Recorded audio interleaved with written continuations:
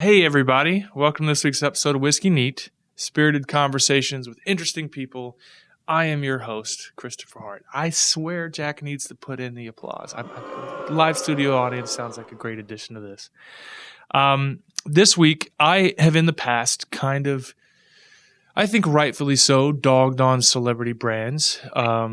There's a trend with celebrity endorsed products that tend to be subpar. This is just a simple fact of all spirits, all brands. There's not many great ones out there that are celebrity endorsed that are good.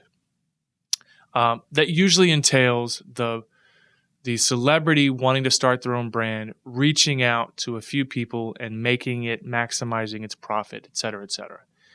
That is not the case with Heaven's Door. Heaven's Door was a merchant bottler, a lot like Barrel Craft Spirits, who many of you are familiar with, who reached out to Bob Dylan, who they heard was looking, and tried to create a brand around him. None of this stuff is 80 proof. You're talking the bourbon was 90 proof. The whiskey was 100 proof. There's a bit more care and effort put behind the brand that deserves your attention. So I'm joined today by Ryan Perry, master blender of Heaven's Door whiskey, and of course, local favorite guy that was responsible for making this stolen overproof rum happen for us, the Houston Bourbon Society, Jordan Davis.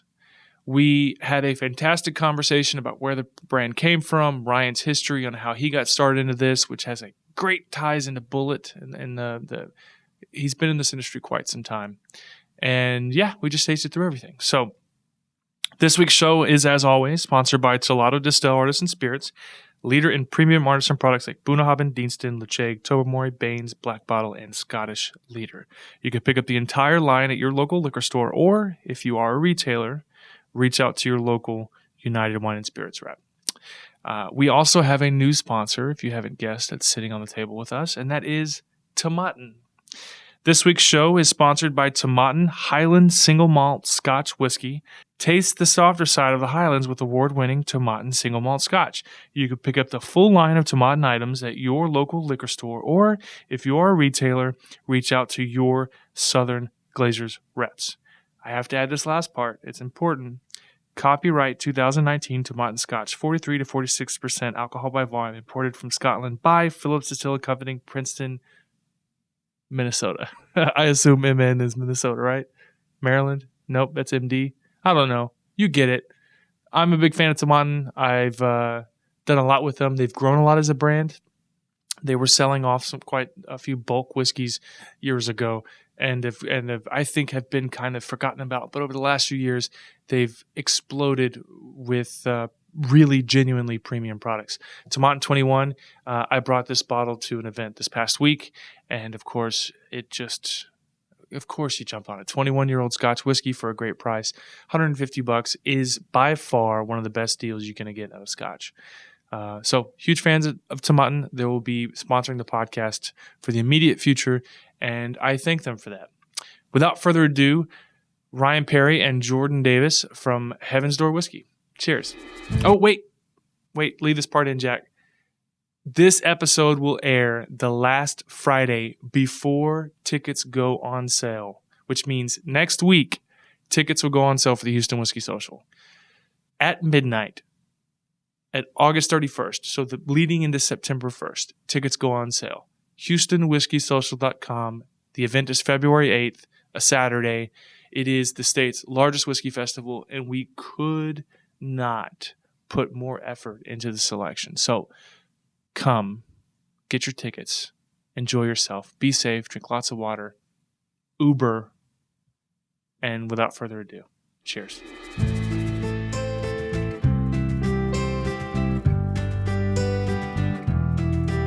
First off, Jordan, it's good to finally sit down with you. We've been talking and kind of going back and forth the past couple years, it seems like, but we haven't really had a chance to get to know each other, and kind of like the Al Young thing. He came to my event. It was such a blur. I didn't get to actually talk with him. So I'm glad you're here. It's a pleasure to be here. Yeah, we've been exactly. We've been wanting to make this happen for a while. Yeah, we've been talking about it for a few months. Mr. Perry is here today, so I'm glad we're going to be drinking some whiskey. And Absolutely. Mr. Perry, very nice to have you. Thanks for coming on the show. Thank you. Master blender would be the appropriate term? I think that's probably the most appropriate. Yeah. Sure. So your job, give me a little bit of a painted background for those listening who aren't familiar. Sure. So I grew up doing bullet bourbon. And I say grow up, that was my post 21 growing up, of course. Sure. So I did that for 7 years at Diageo. You got out just in time. Yeah. Well, it's funny. The brand was a great time to be there. The brand was growing 300,000 cases at that point. And the brand was built off of non-distilled Diageo product, right? Sure. So at that time, contract distilled Four Roses product. Exactly. Yeah. And I was there when Four Roses picked up the phone and said, "Why are we supporting a brand that's putting our brands or competitive to our brand?" Sure. So they called and said, "All right, our new fill contracts, our aging contracts, those are done." Sure. So that was an interesting time to be part of the brand. It's about 3 years ago, give or take? It was a little longer than that. That was like probably 5 or 6 years ago. Okay. Maybe a little bit more even than that. And then they were also doing new fills with some other competitors. So I was there in the midst of any and everyone shutting them off, other than one partner that they were doing co-distillation with. Well, there's a lot of people who will contract distill for other brands, but I don't think any of them has been as successful as Bullet, right? So you're really feeding your competition directly too. Right. So I can understand why they'd want to cut them off. Yeah, they were a blend of really 3 different distilleries at that point. And there was a transition. Now they're really, one. But at that point, there was 3 different Kentucky distilleries that were doing new fills and age with them. So it was a really interesting time. And that's where I learned blending. And that was a really cool place to be. They have amazing, seasoned veterans doing blending there, and learning with those guys and doing whiskey strategy and aging strategies. It was like a great way to learn the business. I got the best teachers and I was paid to do it. So it was a pretty awesome experience. So then where do we transition into where we are today? So when I was there, I did whiskey strategy for 3 years as a portfolio outside of Bullet, and then I took over their whiskey sales on the barrel side. Okay. So I was selling during the craft boom to all of these really successful brands that you've had on the show and you see at the stores. So those guys, and I got to know all the people in the industry really well. And I got to help build some really awesome brands with some great juice. And it was something that, they're not at all public about, right? Because it's like, everyone's non-disclosure. Everyone's very yeah. discreet, and you sign your life away in order to get, a few hundred barrels as well as, I did on the sell side. But, I got to do that for over 2.5 years and sold, over $125 million of whiskey barrels. So it was a pretty great experience. And again, to see those brands and those really small guys grow, with some great juice that weren't necessarily theirs, but they really cool blending, barrel finishing, all that. That was a really cool way to get outside of Diageo. So I transitioned. I helped my business partner now with Angel's Envy on the whiskey side. So, I sold them some amazing Kentucky bourbon from one of the arguably the best Kentucky and most historic Kentucky distillery out there, which is Stitzel-Weller. Sure. So that's my opinion, but I don't think you're far off. Yeah, I think that's pretty accurate. So it's funny. Widely accepted. They originally started that brand on barrels that cost about 8% of what barrels cost now.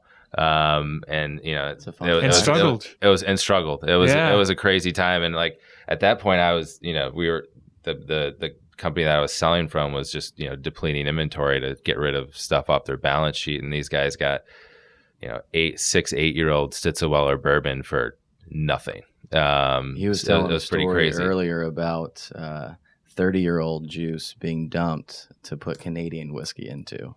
Yeah, there was a time very recent that actually happened. Yeah, that wasn't long ago. That was, these things happen so quickly. This bourbon boom has happened pretty quickly. Would you say that these barrels were going for less than $1,000 a barrel? Yes. Yeah. Yes, I was a part of those transactions. Because Boone County, I know that a few years back, with their first lot of barrels, I think they were paying around $1,200 a barrel for, and then the bourbon boom happened, and they were all of a sudden were having to pay $3,000 a barrel. So I would imagine old Stutzelweller juice would probably be $500-$600 or something per barrel. It's insane. Yeah. And I mean, you're right. It's like, and now you pay that much for a bottle, from anything of that inventory. So that juice is all gone, but back then, paying that, so it was a crazy time. But when I was at Diageo, we dumped 30. I mean, there's 10% of the barrel left at that point, if not, some are empty, and we had to dump Kentucky bourbon to put Canadian whiskey in it. I mean, that would make any and everyone absolutely ill. Cringe. But it was like group cringe. Canadian whiskey's filled in, often 2 and 3 times used, sometimes 1 time used bourbon barrels. And it was like, okay, well, we can't sell 30-year-old Kentucky bourbon. We need to fill Canadian whiskey because Crown Royal's, moving and coming out with flavored Crown Royal, which is, for doing pretty well apparently. Doing pretty well, yeah. Especially the peach. Jordan was telling me that peach was, I was at a liquor store and they had it for limited one per person or something. Yeah, and then behind the cage. I mean, that's horrible. That's crazy. I had my first White Claw the other day. Oh, wow. I know that the Are you the whole a changed world, man? Well, I'll tell you what I did. I waited until my wife was asleep.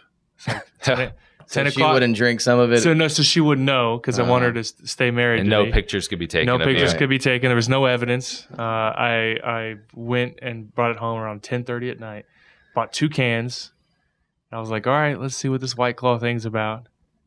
It was totally, and I didn't throw the can away in the kitchen trash. I took it out to the garage trash. Wow. Put it under a box. Yeah. And the next morning, my wife was like, "Did you buy White Claw?" And I was like, "How did you find? It leads to if you have kids." My wife, I guess we get rid of the diapers in the garage, so I guess she went out there for something and found it, and I was like, "God!" So I couldn't even get away with that. Black cherry. Thoughts on it? And so I also bought the lime one. There's like a lime one that's supposed to be not very sweet. I'm not a big sweet guy. I love sugar. I love sweets. But when I drink, I try to avoid the super sugary, sweeter stuff. And so it was fine. I mean, it tasted like you put vodka in a LaCroix. That's all it was. Yeah. And I people are going nuts over it. Yeah, I get why people are. I mean, it's just people want low cal and they want something that's chuggable, and that's exactly what a hard seltzer is. You know what's lower calories than a White Claw? Bourbon.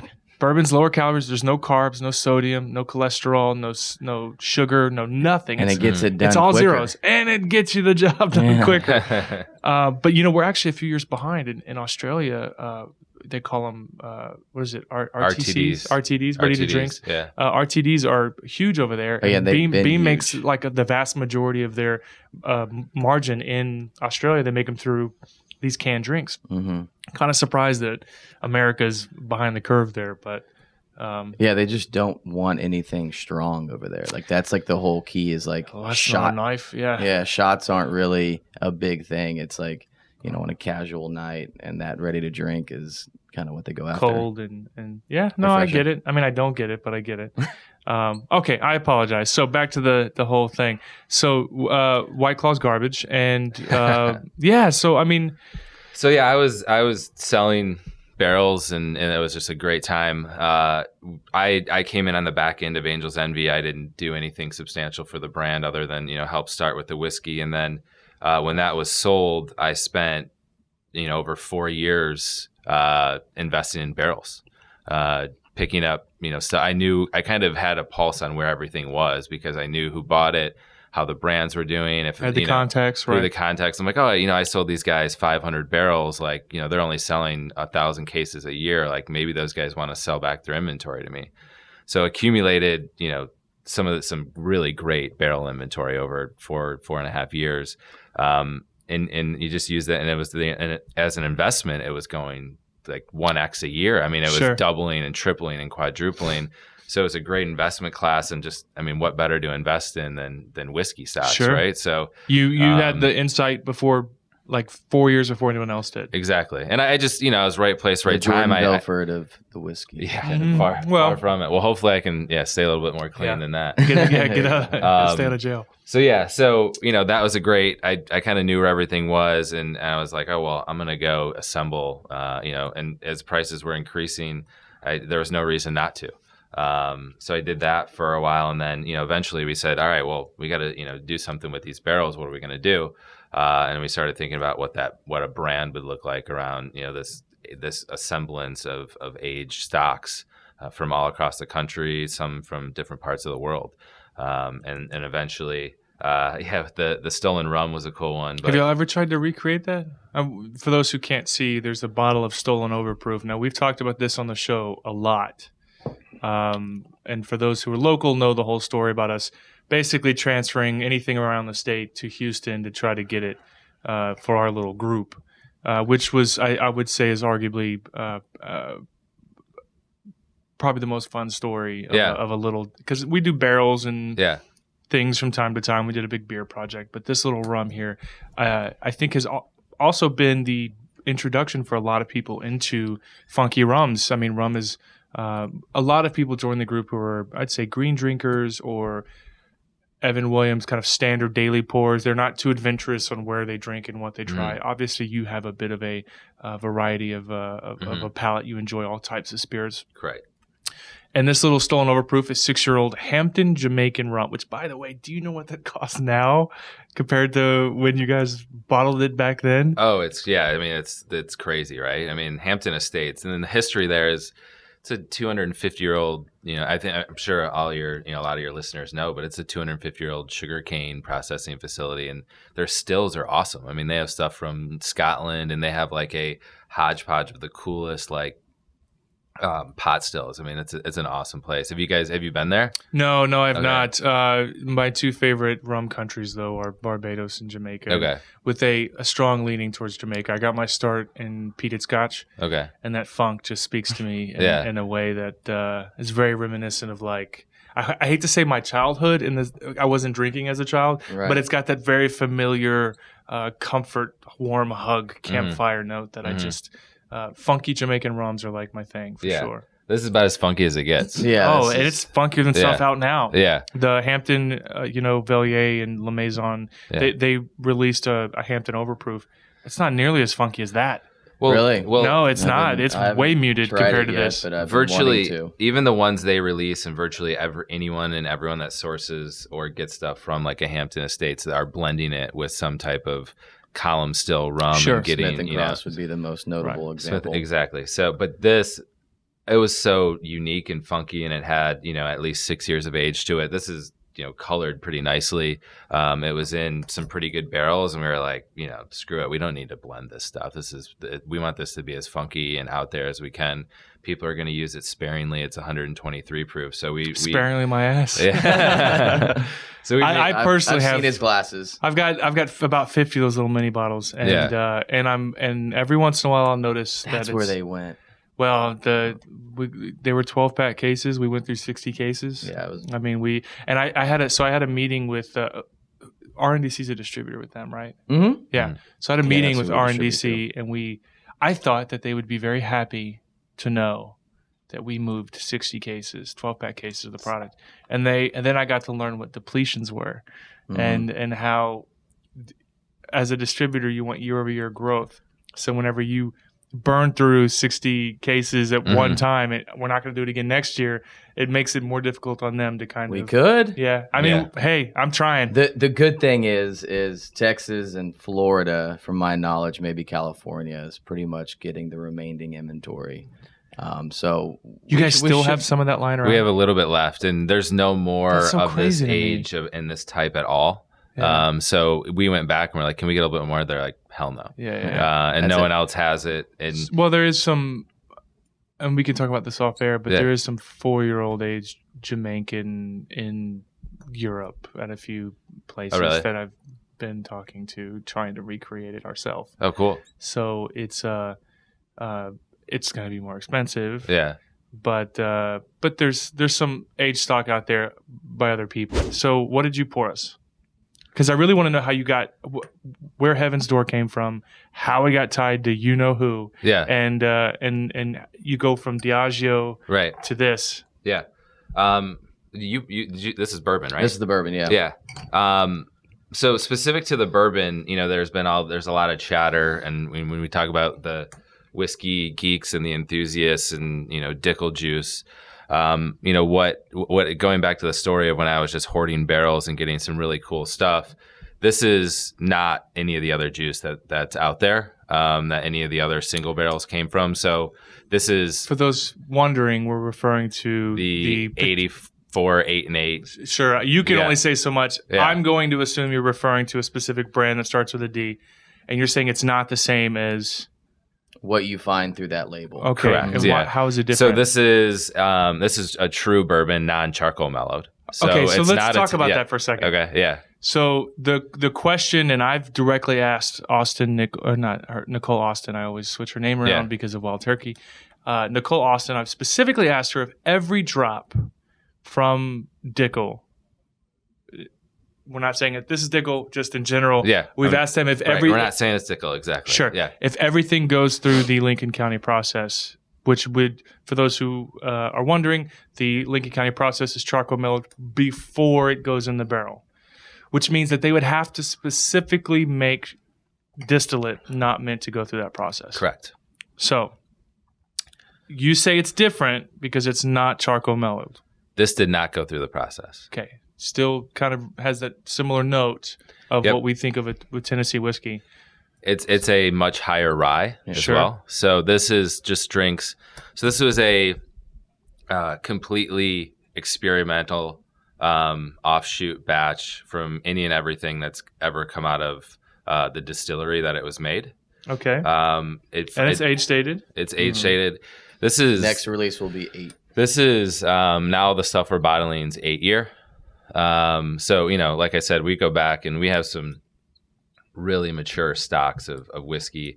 And, I didn't want to come out with the brand, and it's a celebrity partnered brand. And automatically the, whiskey enthusiasts and the geeks are like, yeah, I don't want to mess with another. Well, there's brand. an audience for everybody. I mean, even Beam, I've had the discussion with Fred No and Beam employees that they make their small batch series to a specific audience. Yeah. Basil Hayden's, there's nothing wrong with Basil Hayden's, but 80 proof with a pretty paper label is not going to appeal to certain drinkers who are used to higher proof stuff. We kind of talked about it off air beforehand that celebrity, and I think I've openly admit that there's been some brands that I've scoffed at, the Redneck Riviera. And so what happens is you're paying for the sins of your forefathers, right? So other celebrity endorsed brands tend to trigger a reminder of inferior. This is great, 90 proof, tastes like bourbon, age stated.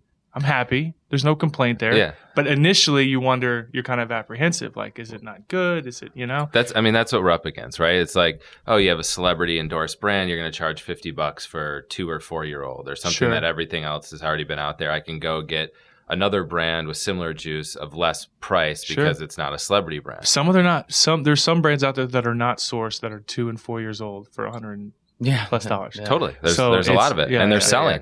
Yeah. And they're selling. Not all of them. Yeah. So we go to a group of whiskey enthusiasts, and they say, well, I can go get a similar brand for less money that's not celebrity, that is the same quality of juice, which is the first thing I wanted to avoid. Sure. So coming out with a Tennessee bourbon that's our own juice that no one else is out there with, that is totally different from your expectation that other people have from similar distilleries in that area is really great. So, we go and we actually talk through and people sample it and they're like, oh, it's not what I've had with a bunch of other stuff.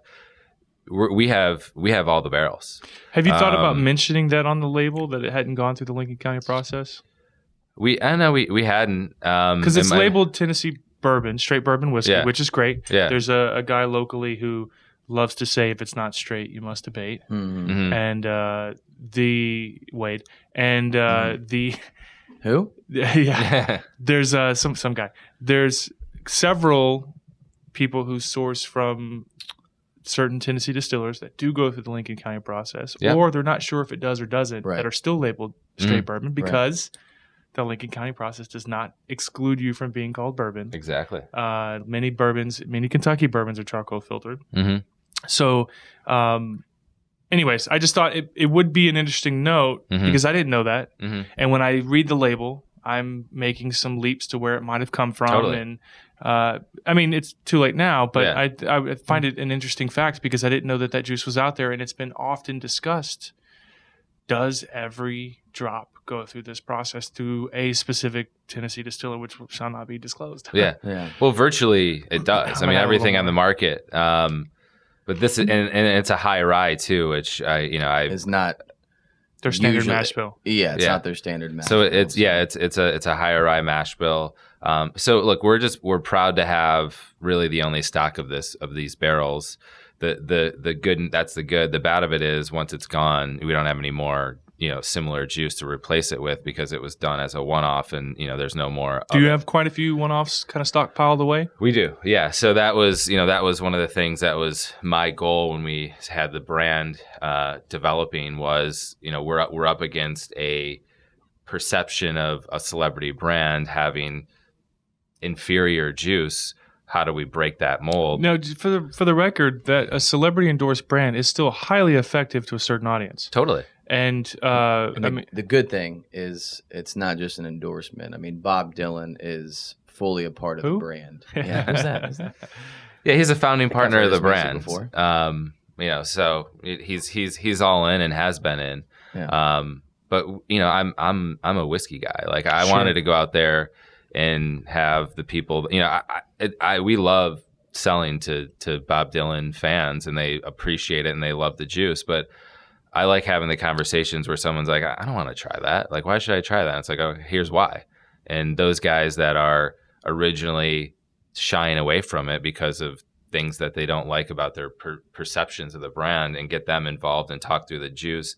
They try it, they hear the story, they understand why our collection of whiskey is very unique, and we're not just saying that just as a marketing term, it truly is. Then those are my favorite conversations and best meetings. Would you call yourself a merchant bottler or an independent bottler? I mean, the concept of what you're talking about is not much different than, say, Barrel, who sources product, and there is this allure and attraction to certain audience, the bourbon collector, the whiskey drinker. There's this allure and attraction to sourcing private things that isn't widely available, single barrel offerings, et cetera, et cetera. And I think Barrel has been massively successful at that. In fact, we are in the process of doing something similar for the event, so that the event itself will have some stuff available that has never been done before, kind of one-off unique things. And I think that's where the two mentalities might clash. A certain type of audience member loves that aspect of what you're doing, the nerdiness. You've been doing this for years. That same audience is also kind of wary of the celebrity brand. So it's like you essentially have to do what I said, like what Beam does, where they create the bookers, right? The cast strength 70% peanut bomb that'll burn out your throat, and then the Basil Hayden's for a different audience member. You know what I mean? Yeah. But I think you could bridge the gap. I mean, there's definitely not, like I said, this taste. I love Dickel juices, particularly older Dickel juice. I'm not a huge fan of a lot of the younger stuff, but it's funny that this hasn't gone through that process, but still reminiscent of the flavor. A lot of people think that Jack gets its banana notes from the charcoal, and I disagree. I think it comes from the distillate, and it proves that it's a reductive process, not a additive process. Sorry, I'm rambling. No, that's okay. You're not. All great. This whole thing is it's very fascinating to me. What other two other, because I know you guys did a limited edition 10-year-old. Yeah. So that was we have the limited edition. That there's a few bottles left. That virtually is. I think actually Houston has 6 total. 6 bottles. Yeah, 6 wow. bottles of that. Where can they find it if they want to try it first? Total Wine was really the only chain that gravitated towards it. There are some independent liquor stores, but right now it's special order. On premise, Poison Girl has it. Shout out to Brian Wayne. Poison Girl. We talked about this before on the show. There are many other more famous whiskey bars in Houston that use PR firms that to kind of promote. They end up on top 50 bars list, et cetera, et cetera. There's nothing wrong with that. But Poison Girl doesn't do any of that shit. They very much, 10 minutes, 45 seconds into segment 2 or 3? 2. Poison Girl, I said shit. You can't say shit. Sorry, 10 minutes, 55 seconds, segment 2. Poison Girl doesn't mess with any of that. Poison Girl just focuses on incredible selection at incredible prices. Right. And people like Brian Wayne make this hobby what it's supposed to be. And you guys had a great event last night at Poison Girl, and I couldn't support them enough. They're the only bar that is at my event. They have their own table. We promote their picks. They don't need a PR firm. They can come and push their stuff. Their collection's incredible. I mean, insane. She gave me the whiskey book, and I could have sat there for 3 hours. And their shelves are like, I'm waiting for the whole thing to come down. Yeah, like, I hope their insurance plan is hefty. Not that you could replace anything that's probably on there. That's the scary thing. That's the problem is you can't really replace some of the. They got some old of their Four Roses picks from 2011. Wow. You do a pick of Four Roses here in Houston, it's gone within a couple of days, if not the same day. And they're slowly letting go one bottle at a time. And they don't just, as soon as it's gone, they don't necessarily bring out a new one. They wait. And their collection's just insane for what it is. Yeah. Sorry. So the double barrel going along, having some unique, our first 3 are the truly unique. This was distilled in Tennessee as well, and it was laid down in fresh dump bourbon barrels. So it was aged for over 6 years in fresh dump bourbon barrels. Okay. So it's not bourbon. It was, and they were. It is not bourbon. And it was, and that goes through the Lincoln County process. Sure.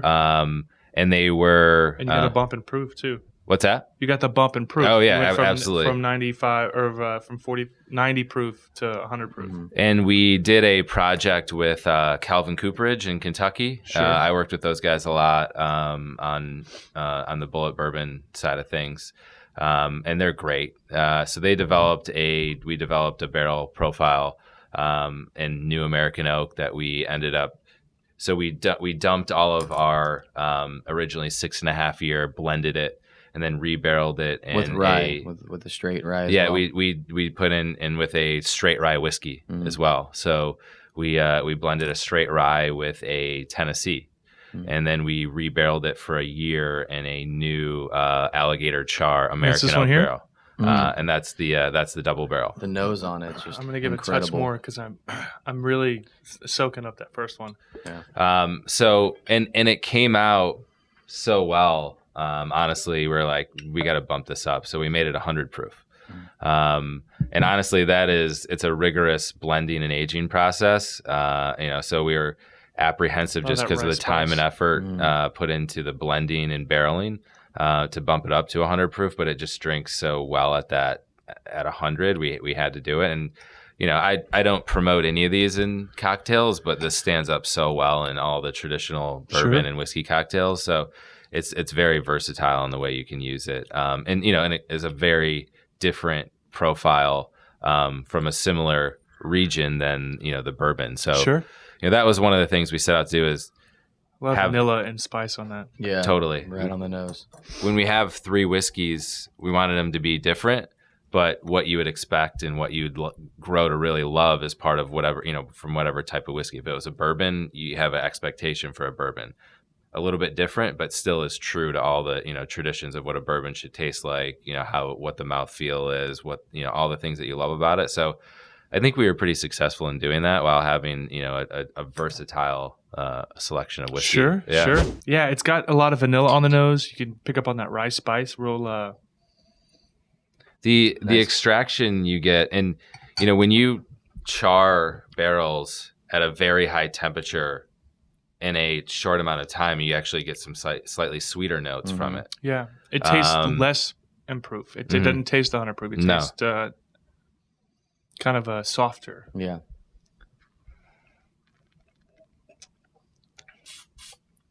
And the mouthfeel. Oh wow! You get from got a lot of tobacco on that. Yeah, so it's flavor profile wise it does a lot of things, right? From when you start to when you end. So it's a pretty exciting little whiskey for us. What's the price point on this one? These are both $49.99. Sure.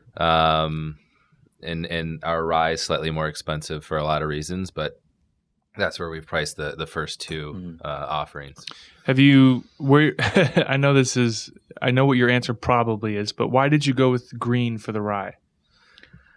It's become the color for rye whiskey. It by no reason, other than because there really isn't a reason. The growing brands have done it, Sure. and it's something like people see it and they expect a rye, and we didn't want to be too obscure about it. Sure.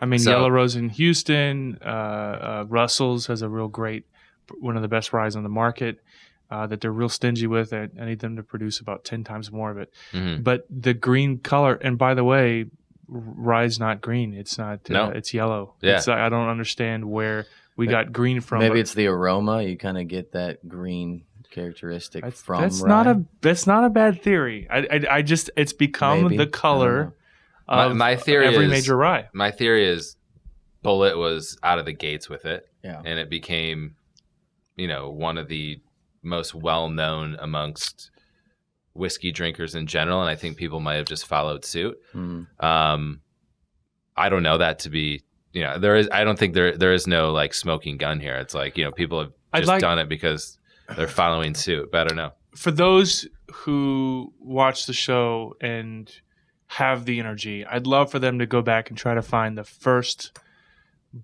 commercially available rye that had a green label. Just anything. It's got to be pre-2010. It's amazing to me that Bulleit would be the first. Wild Turkey 101 rye.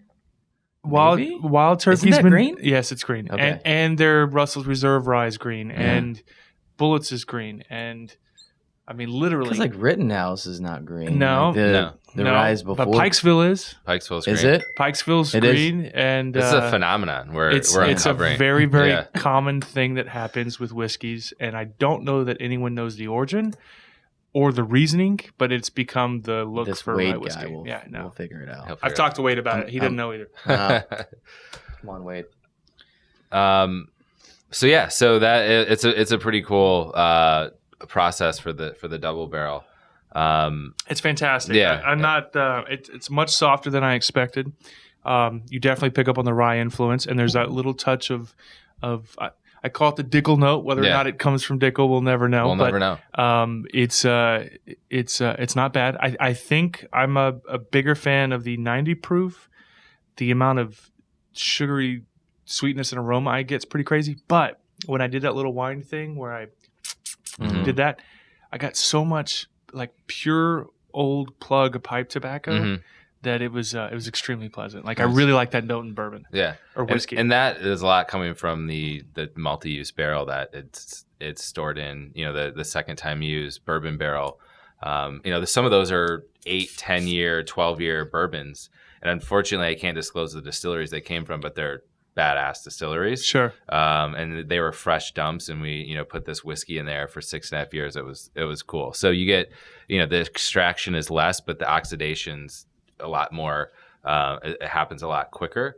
So it's a cool effect. And so we got a lot of the traditional bourbon notes from the double barrel, and the original 6.5 year and the fresh dump bourbons gives you a little bit different aspect, or a little bit different basis. So it's a cool marriage of them, and then we put some rye in there too to give you a little bit more spice. It comes together really nicely. So how did Bob Dylan get involved? What's the story there? So he registered Bootleg, which was part of his music ventures previously, and he wanted to get in the whiskey business. Called Unreleased and Unknown? Is that what? That Bootleg, that was part of his whiskey thing that he did, but he registered Bootleg in whiskey as a trademark, and that's public. So there's people that dig this stuff up, and we found out from a couple different people, and he was talking to some of the bigger companies, and then now that I know Bob a lot better, he's certainly not built for a big company. So he's like, we had a friend, a guy that we are in Chicago with, where we're based. Do you have his number in your phone? I have it in a burner phone. Yeah, okay. It's a flip phone in the car. You won't even I can give go him grab a real it. number. No, he's that low on the totem pole for you. He said if I ever send him a text message, the relationship's over. Oh, yeah. So a friend was a friend in Chicago. His cousin is Bob's entertainment attorney for 30 years, and he goes, "Hey, you got to meet these entrepreneurial guys in Chicago. They have a bunch of whiskey they need to build the brand around. It's good stuff. I've tried it. You should talk to them." And that's how it started. And our whole thing was... So he reached out to you? We reached out to him. Okay. A friend of a friend who through a family tie said you should meet these guys. So he took the phone call, or else he wouldn't have. Because he was talking to some of the bigger guys that had reputable names that he's like, well, if I'm going to do this, if I'm going to jump into the whiskey business, I want it to be with someone that knows what they're doing, not... these guys in Chicago that have a bunch of barrels in a warehouse. So, which, by the way, as a whiskey nerd, I would feed off that. Knowing that you have a little stored, you go over to a friend's house who has, there's a lot of guys in the community here that are sitting on 800 bottles. I know a guy here in Houston that won't let you take photos, but he's got 2,000 bottles, and you would never guess who it is. Even those watching, there may be one or two people who know who I'm referring to. But 1,000 or 2,000 bottles is pretty impressive. It's awesome. It feels great. It's a great experience. But you know what trumps that? Is a warehouse full of barrels. Like nothing would be more nerdy or passionate or an example of your love for this by you tracking down and buying them by the barrel and just stocking out. Like this is great juice. I want to do something with it. So you put it in a warehouse. Yeah.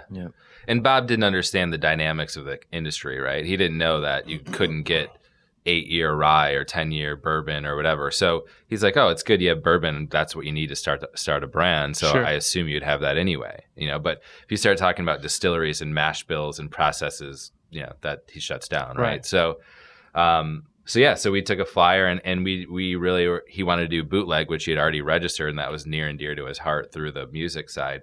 So we said, bootleg's a little bit moonshiny in our opinion in terms of whiskey and what it portrays as, a people that don't know the brand and the product. Premium brand, bootleg does not scream that. Does not scream that. Now, to vice versa, to the other side of that, there's a beautiful Scotch company that's very well respected named Aaron, and Aaron does a bootlegger series. Totally.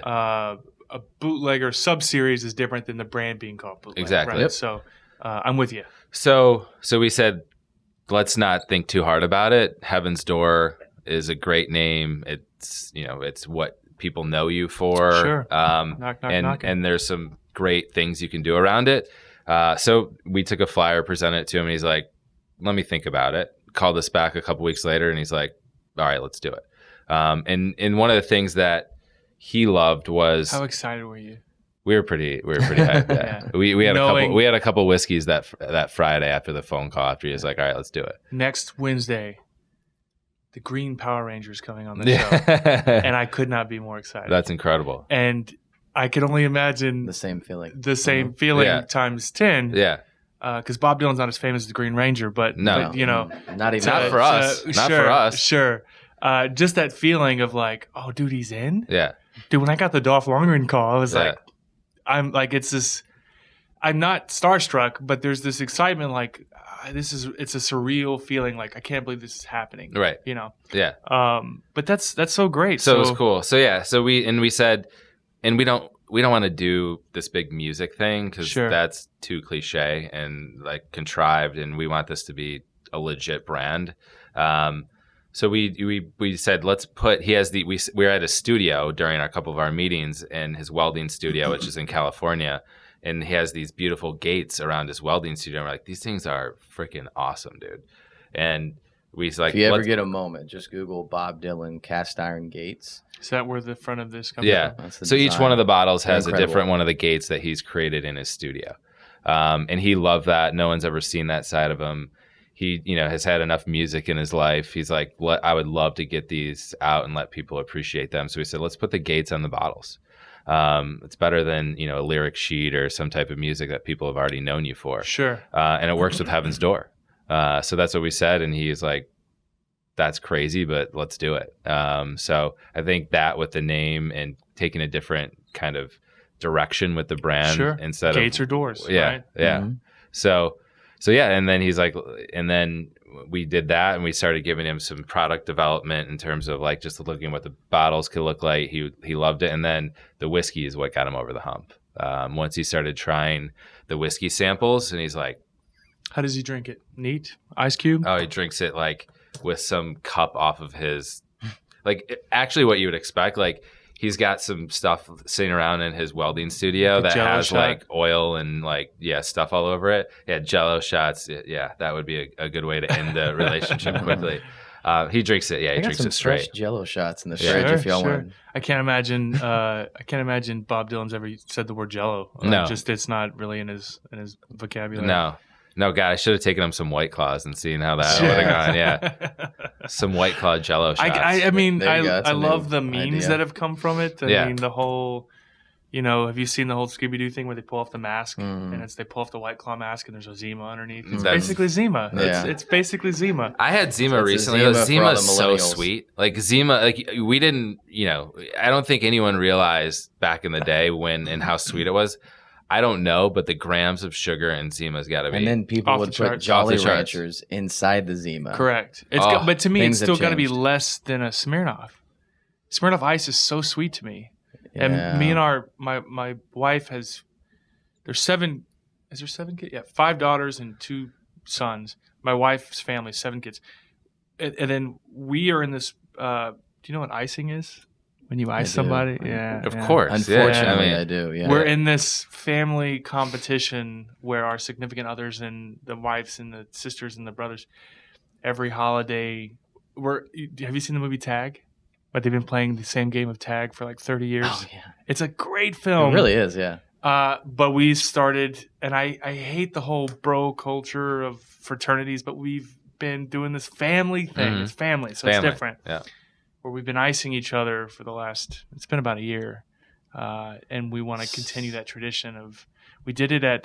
so you dread family occasions. Oh, yeah. We look forward to them. No, we look forward to them. We look forward to them. But they're super... My whole point is that they're super sweet. Yeah. My brother-in-law, his father just passed, but he was in a wheelchair before, and he would get it on it. He would at family gatherings, he asked my brother-in-law's brother's wife to go get a blanket because his legs were cold, and she goes into it's her birthday. She goes into the cabinet to get a blanket for his legs, opens the cabinet. There's the big Smirnoff. She cried, and somehow it made it better. Like we all laughed even harder. Oh my gosh! And but they're so sweet. Yeah. And Zima to me wasn't as sweet as. We're about to get iced.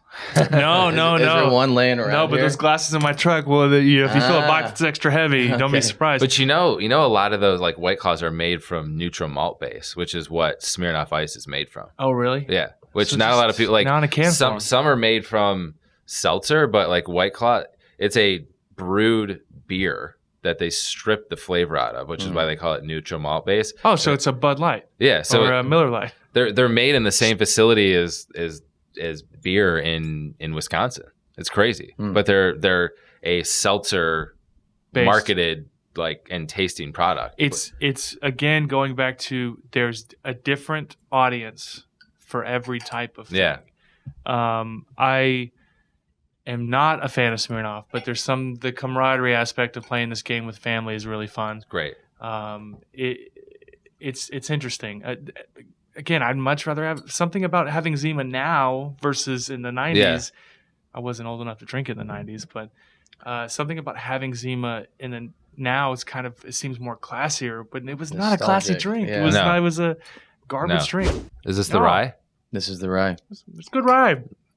It's the rye. It's got to be MGP, right? I'm getting that. You can't say.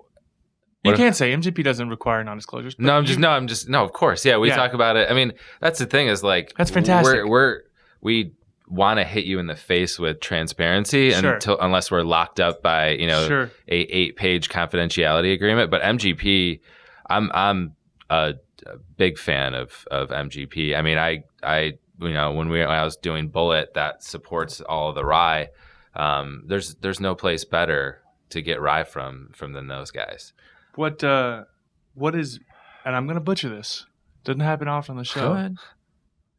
Vosges? Vosges. Vosges? What are Vosges barrels? So go ahead. So go ahead. I'm ready. So yeah, our rye is spicy, as everyone well knows. I could drink the shit out of that. So I stole an idea from some wineries in Napa that were using French oak cigar barrels, and from how they described it, and when we were tasting through the wine, I'm like, this has got to work in whiskey somehow. Sure. And the effect that it has, and just as a smoothing, it gives these like lighter notes that you don't get from American oak, and it's not. French oak is, how it has to be hand cut because it's so soft. It can't be saw cut like American oak, and it doesn't get kiln dried. It gets air dried. So these are 3 years. So we have 3 year air dried. It's a long air drying time. I mean, I wouldn't say most, but it's very common to see 6 months. Mm-hmm. I've even seen quite common 18 months, but that's the long end. 3 year air dried. 3 year air dried French oak. Only cigar toasted, barrels, slightly toasted, not charred. Cigar barrels from France. So they're from the Vosges region of France. There's 5 like main regions in France. And what's the price on this? This is $79.99. So have you ever talked to Wade? Yes. Okay. Yeah. I mean, I haven't. Good conversation, bad conversation? Very short conversation. Okay. It's one of those things in passing. I don't think he necessarily knows that I'm with Heaven's Door. Sure. Nice little covert. Yeah, I'm more like I kind of just peel off a little bit to see what he thinks about it. But no, I don't think he's, and I could be very wrong, done the research or knows about the brand. And that was like the main goal of this podcast is to make sure everyone truly understands. Yeah, wipe away the assumptions and get to the nitty gritty. And you've been very transparent and very accommodating. I'm very excited to see this come out next week. Yeah. And then also kind of see a little preview of what is to become. Yeah, I see the little mini bottle in front of you. Yeah. Before we get to that, Wade from time to time will do a HBS blind tasting. I think he's done 3 of them. I've seen that. First one was strictly bourbon. Second one was brown spirit, anything barrel aged in terms of whiskey, so rye or bourbon.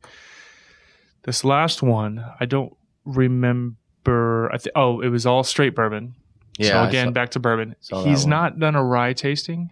I would be extremely interested, and I'm going to message him after we leave today. In a rye blind tasting and how this measures up to some ryes. Let's do it. That's a great idea. It is a fantastic idea. You would be surprised at the number of things that scored extremely well in the last tasting. Stuff that tends to get kind of scoffed at. Mm-hmm. We were actually lucky enough that a couple of our HBS picks, our single barrel picks, were ranked blind extremely high. I think a straight rye tasting would surprise many people and this is really, really genuinely good. And this is they're not sponsoring the episode. No money was transacted. I actually kind of hate this guy, so I'm not going to lie. But the rye is very, very good. Yeah. So look, everyone has their many opinions on MGPI. We waited till ours was, again, a ripe age in our opinion.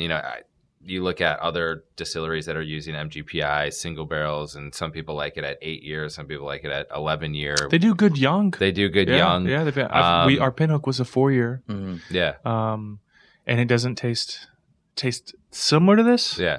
But it was way different than this. So ours is all at least 6.5, 7 year. And we, this stuff's aging out, and we started this a couple years ago. We're going to have a collection of all 8, 9, 10, 12, 14 year stuff. Rye, bourbon. Rye, bourbon, whiskey.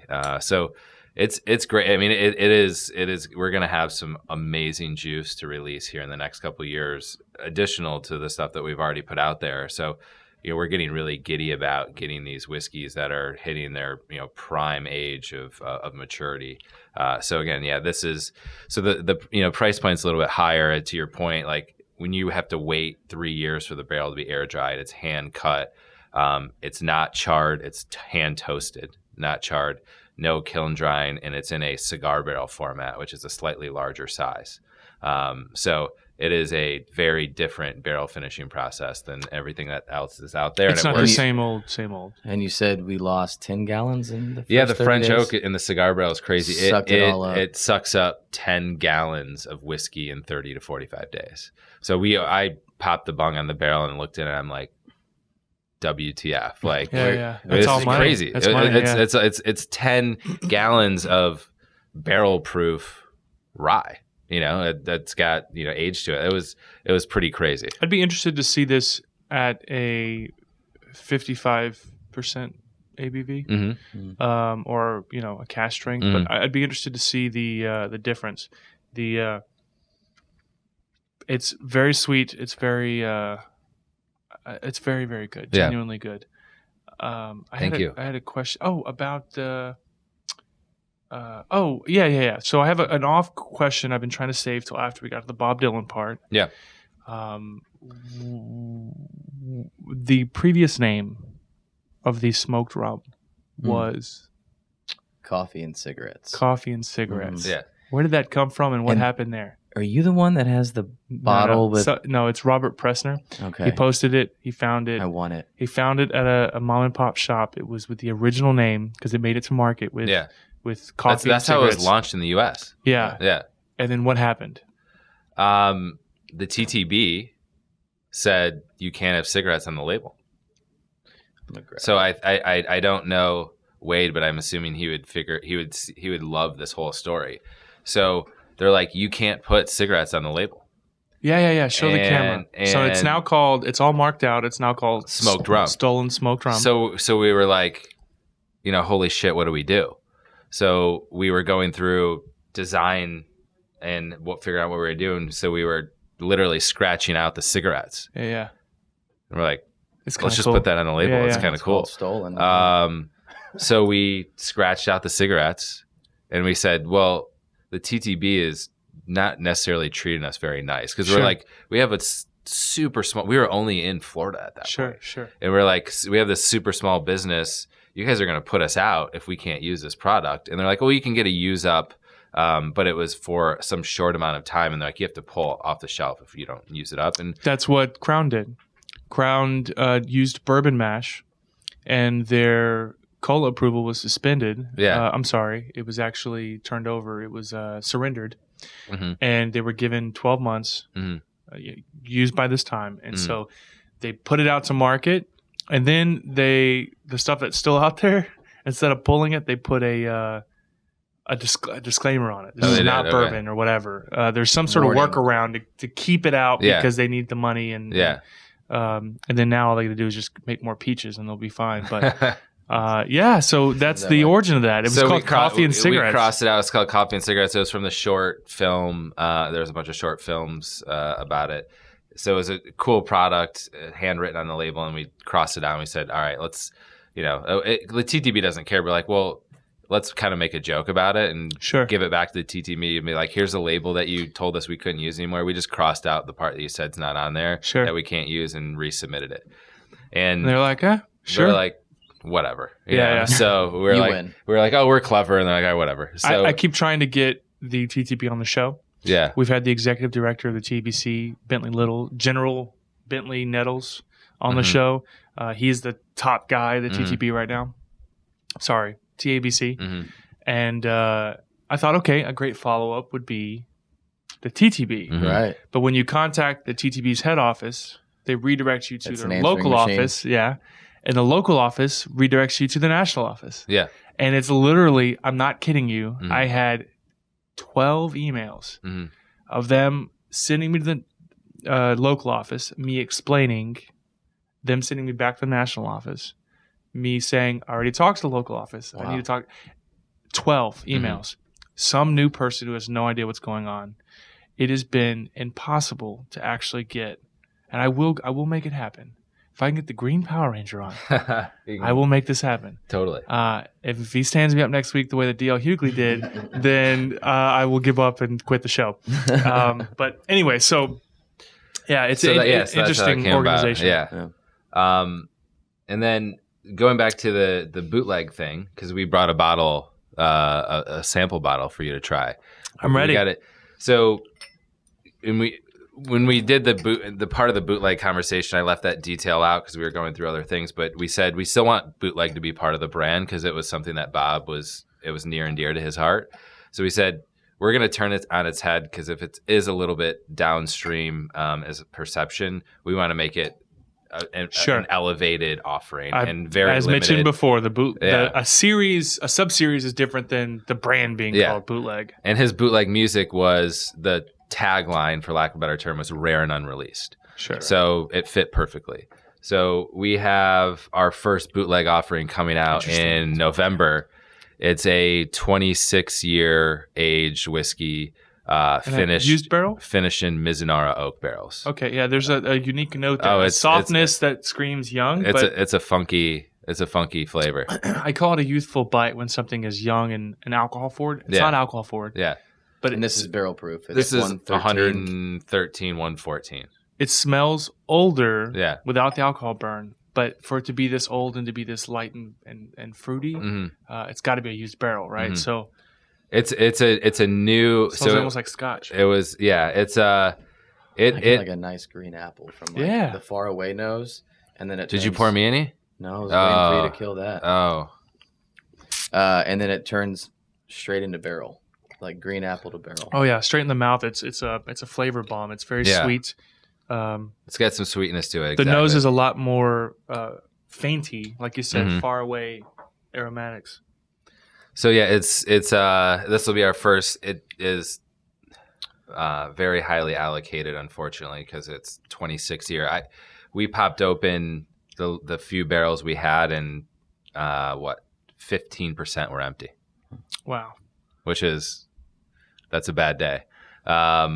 When stuff ages that long, it's moved a couple times. It'll happen. You have one bad stave and over 25, 26 years, it's going to leak out. So, unfortunately, we didn't have that much. Bob has an affinity to Asia. He's still touring there. He was there last year. He's going there again this year, and he loved the Mizunara oak aspect of it, and I just explained these are new fill. So to my knowledge, there's not another whiskey brand that has been able to finish whiskey in new fill.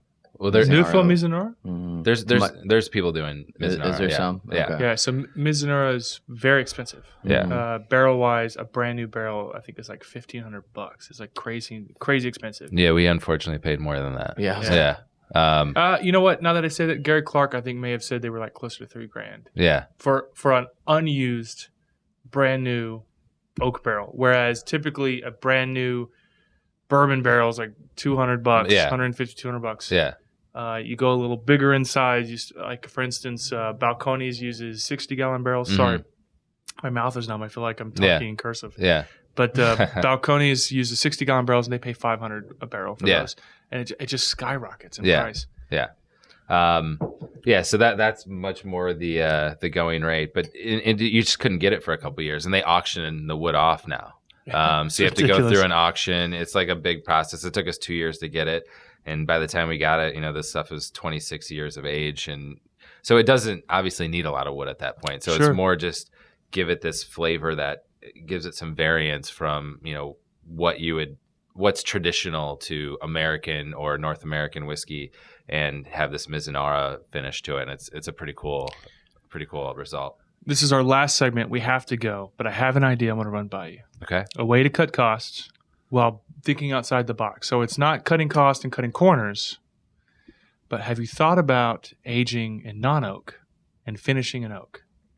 And I say that because there are several bourbon producers who are either maturing their own distillate in used barrels or sourcing American whiskey, then finishing them for 6 months in brand new oak bourbon barrels. Mm-hmm. Well, they're not bourbon barrels. They're brand new. Mm-hmm. And calling it bourbon. So you can't finish in something that... So, for instance, bourbon has to be aged in new oak, but not exclusively. Yeah. So you can't finish in used oak and call it bourbon, but you can finish in new oak and you can make it bourbon. I'm too much of a traditionalist for that. Well, there's a plantation will age in something like acacia wood or walnut or some crazy wood that's a chestnut. They'll age in some crazy wood out there and then finish in something else. And you could experiment by putting bourbon distillate in like acacia wood or amberana, and then Amberana is really cool. Yeah, it's really cool. I mean, right? Brazilians. Anyway, yeah, it's really cool. It's really cool, right? And it's not cheap, so you're not cutting corners. No. But you are thinking outside the box. Yeah, I think it'd be fun to throw some bourbon distillate, in amberana, and then finish in like a brand new barrel. Now, of course, it's going to add cost of $200 but it's $200. Split that up over 220 bottles or 180 bottles of cast strength, and you know. Anyways, I'm rambling. It's not my job. I've thoroughly enjoyed this. Yeah. Thank you so much for coming on the show. Thanks for having us. We're all out of time. I know that Brandon has to get to the other side of Houston, so thank you so much. Yes, thank you. Great Chris. seeing you. Appreciate Great talking to you. Very nice meeting you, Ryan. Thanks for having us. Absolutely. When you come back into town, hit me up. Let's do dinner. Let's do it. I know you're busy when you're here, but let's do dinner. That's all right. I'd look forward to that. It'd be awesome. Yeah. All right. Awesome. Thanks, guys. Thank Cheers. All right. Cheers. Bing, bing.